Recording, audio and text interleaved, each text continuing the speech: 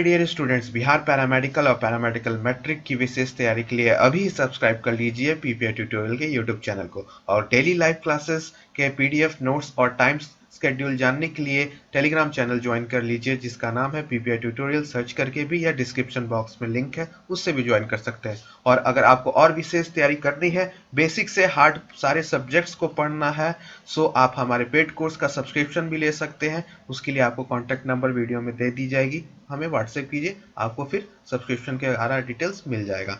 सो आपका वेलकम है। चलिए अब इस क्लास को शुरू करते हैं। So my dear lovely student, आज का पहला सवाल है कि monoclonal antibodies are produced by, ठीक है, यानी मोनोक्लोनल प्रतिरक्षी उत्पन्न की जाती है इसके द्वारा बी कोशिकाएं, टी कोशिकाएं, हाइब्रिडोमा सेल या स्मृति कोशिकाएं, यानी B cell, T cell, hybridoma cell या मेमोरी सेल। वैसे ये क्वेश्चन ज़्यादा इंपॉर्टेंट है नहीं फॉर अभी के लिए, क्योंकि ये बहुत ज़्यादा पुराना सवाल है प्रीवियस ईयर्स का। सो आपको बताना है कि मोनोक्लोनल एंटीबॉडीज़ कहाँ प्रोड्यूस होते हैं। तो आपका जो मोनोक्लोनल आपका होता है वो आपका हाइब्रिडोमा सेल्स के द्वारा प्रोड्यूस किया जाता है, ठीक है। तो इसको just as a remembering part आप याद कर लीजिएगा, ठीक है। ज़्यादा वीवीआई नहीं है क्वेश्चंस, तो बस इसको as a one word questions आप याद कर लेना, ठीक है। तो इस पर ज़्यादा मैं समय नहीं दे रहा हूँ, ठीक है, क्योंकि ज़्यादा इंपॉर्टेंट मुझे लग नहीं रहा प्रेजेंट में, ठीक है। नेक्स्ट पे चलते हैं। The number of type of cell in aerobic tissues, ठीक है। अब आपको एरोबिक टिश्यूज में बताना है, ठीक है। तो आपका 2, 4, 5, 3, ठीक है, बताइए। सो आपको वायवीय ऊतक में कोशिकाओं के प्रकार की संख्या बताना है, ठीक है। एरोबिक टिश्यू में आपको बताना है कि कितने प्रकार के आपके सेल्स प्रेजेंट रहते हैं, ठीक है। तो 2, 4, 5 या 3, ठीक है। जल्दी बता दीजिए कमेंट करके कितने प्रकार के रहते हैं, जल्दी जल्दी कमेंट्स कर दीजिएगा। ये भी आपका एक रिमेम्बरिंग टाइप्स क्वेश्चन है, ठीक है।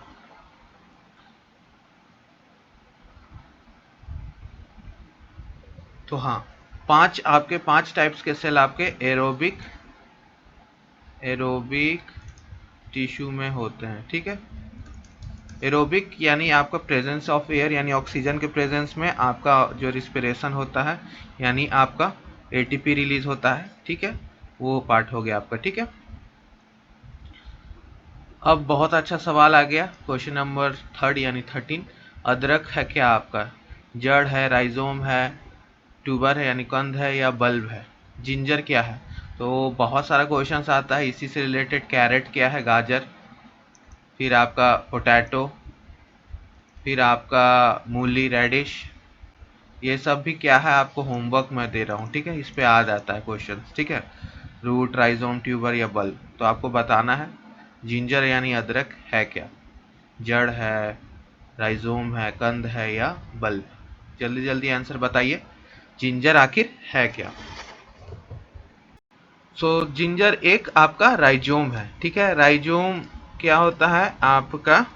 मॉडिफाइड स्टेम होता है। क्या होता है? जो कि अंडरग्राउंड रहता है, ठीक है। तो ये आपका मॉडिफिकेशन ऑफ स्टेम है, ठीक है, जो कि आपका अंडरग्राउंड रहता है। तो एक तरह का स्टेम होता है लेकिन ये अंडरग्राउंड रहता है, यानी जमीन के अंदर, ठीक है।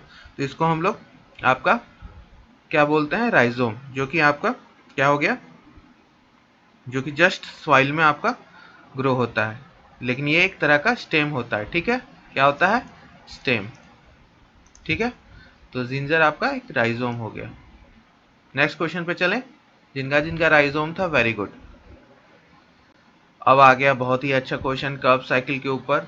The Krebs cycle takes place in, Krebs चक्र यहाँ घटित होता है साइटोप्लाज्म, लिम्फोइड, माइटोकॉन्ड्रिया या न्यूक्लियस। बहुत ही अच्छा और इजी क्वेश्चन। मैंने हमेशा कहा है आपको कि क्वेश्चन ज़्यादा टफ नहीं आएगा कि आपको पूरा साइकिल बताना है, बस आपको पता होना चाहिए वो साइकिल कहाँ घट रहा है, यहाँ पे कहाँ पे टेक प्लेस होता है, उसमें क्या एंड रिजल्ट बनता है, कितने एटीपी निकलते हैं, कितना आपका कंज्यूम होता है। यही सब ओवरऑल ओवरव्यू आपको आना चाहिए चैप्टर्स का, बस इतना ही आपका पैरामेडिकल में पूछता है, ना कि पूरा डिटेल में। ये नीट का एग्जाम नहीं है, just a simple Bihar paramedical exam. तो उसी लेवल का क्वेश्चन रहेगा, क्योंकि यहाँ पे 7 सब्जेक्ट्स होते हैं, एक दो नहीं है, पूरे 7 PCB, साइंस हो गया, फिर मैथ्स, जीके, हिंदी, ये सारे आपके सब्जेक्ट्स हैं, और हिंदी, तो 7 हो गए ना। तो आपको बताना है कर्व साइकिल आपका कहाँ टेक प्लेस करता है, तो जल्दी जल्दी बता दीजिए, जल्दी से। हाँ, आपका माइटोकॉन्ड्रियल मैट्रिक्स में, ठीक है, यानी आपका माइटोकॉन्ड्रिया में आपका कर्व साइकिल टेक प्लेस होता है, ठीक है। तो सही उत्तर क्या हो जाएगा आपका 14 का आपका सी, माइटोकॉन्ड्रिया, ठीक है। तो ये बहुत ही इजी था, ठीक है। कर्व्स का स्पेलिंग ठीक कर लीजिएगा, CREVS, कर्व्स, ठीक है, कर्व साइकिल्स। नेक्स्ट क्वेश्चन पे चला जाए। क्वेश्चन ऐसे इजी आएगा। In crypto typing the number of groups into which chromosomes can be classified, ठीक है। क्रिप्टोग्राफी के समूह में संख्या जिसमें आपके गुणसूत्र आपका विकृत किए जा सकते हैं 5, 22, 7, 10। अब बता दीजिए क्रिप्टो टाइपिंग में आपका किस प्रकार से आपको क्रोमोसोम्स को डिवाइड करना, क्लासिफाई करना है। तो कितने समूह में कीजिएगा, 5 में, 22 में, 7 में या 10 में, बता दीजिए। बहुत ही इजी सवाल है, जल्दी से आंसर बता दीजिए। टोटल 46 क्रोमोसोम्स होते हैं, ठीक है, करेक्ट बोल रहा हूँ।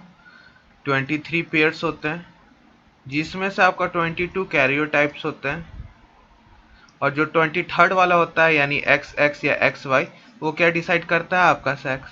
तो टोटल 22 हो गए क्रोमोसोम्स, ठीक है, और एक 23rd वाला जो आपका वो सेक्स डिटर्मिनेशन करता है, ठीक है। तो ये आपका हो गया, ठीक है।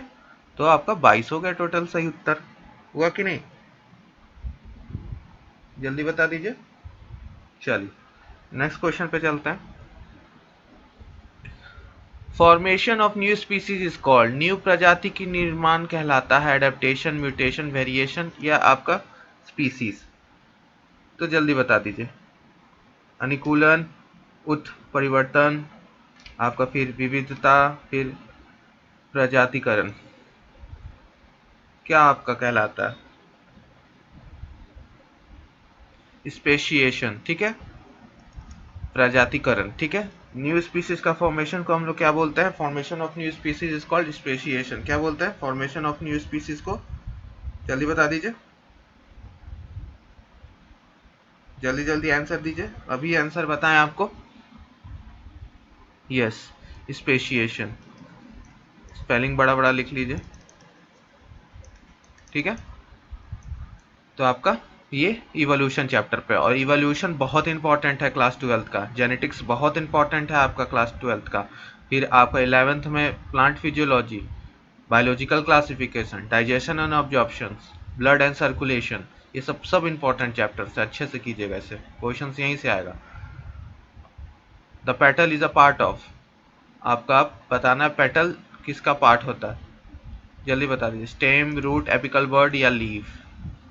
हिंदी में एक बार देख लेते हैं क्वेश्चंस को, उसके बाद सबको अपना अपना कमेंट्स डालिए और जल्दी जल्दी वीडियो को लाइक कर दीजिए, और क्लास के बाद अपना फीडबैक ज़रूर दीजिएगा, एंड शेयर करना ना भूले क्लास को, कि ज़्यादा से ज़्यादा शेयर, ठीक है।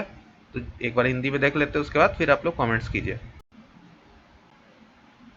सोपानवृत्त इसका भाग होता है, स्टेम, रूट, एपिकल बर्ड या लीफ, तना, जड़, उपस्थनिकलिक या पत्ती, किसका पार्ट होता है।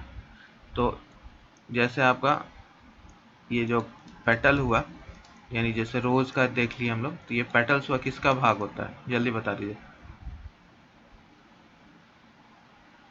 तो ये आपका लीफ का ही पार्ट होता है, ठीक है, लीफ का ही एक पार्ट होता है पेटल, ठीक है।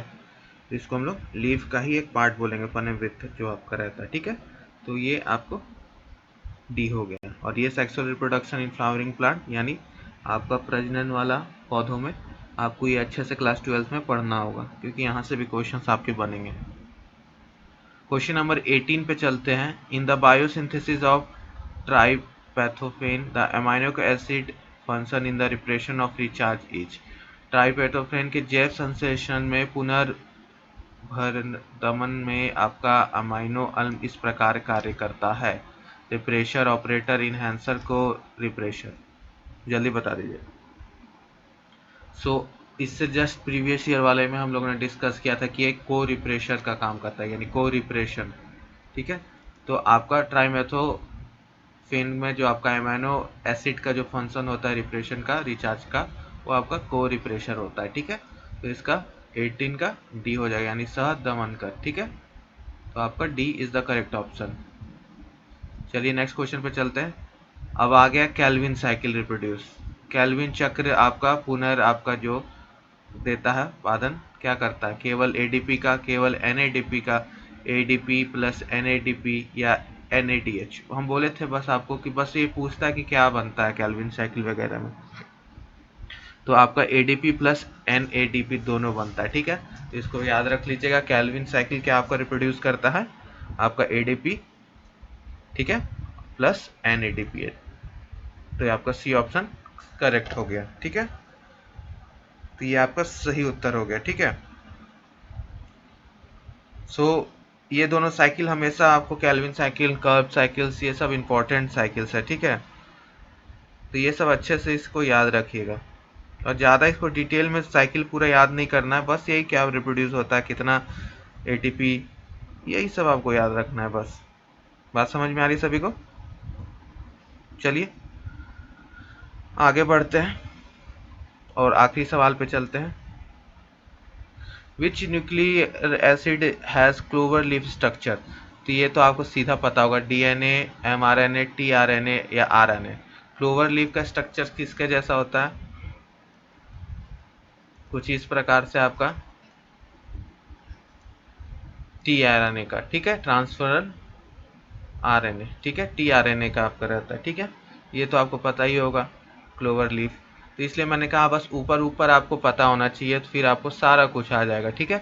कट ऑफ के लिए आप लोग टेलीग्राम चैनल जरूर ज्वाइन कर लीजिएगा, और वहाँ पे आपको टाइमिंग्स वगैरह मिलेगा, तो पीपीआई ट्यूटोरियल सर्च करके आप लोग ज्वाइन कर लीजिएगा। क्लास कैसी लगी फीडबैक में ज़रूर दीजिएगा, और इसी तरह के क्लास पाने के लिए पीपीआई ट्यूटोरियल को सब्सक्राइब कर लीजिएगा। और जो भी बच्चे पेड कोर्स करना चाहते हैं वो हमें व्हाट्सएप नंबर पर व्हाट्सएप कीजिए, आपको फर्दर डिटेल्स दे दिया जाएगा। और समय कम है तो अच्छे से तैयारी कीजिए और अच्छे से पढ़िए कि बेस्ट रिजल्ट मिले। तब तक के लिए bye bye and take care.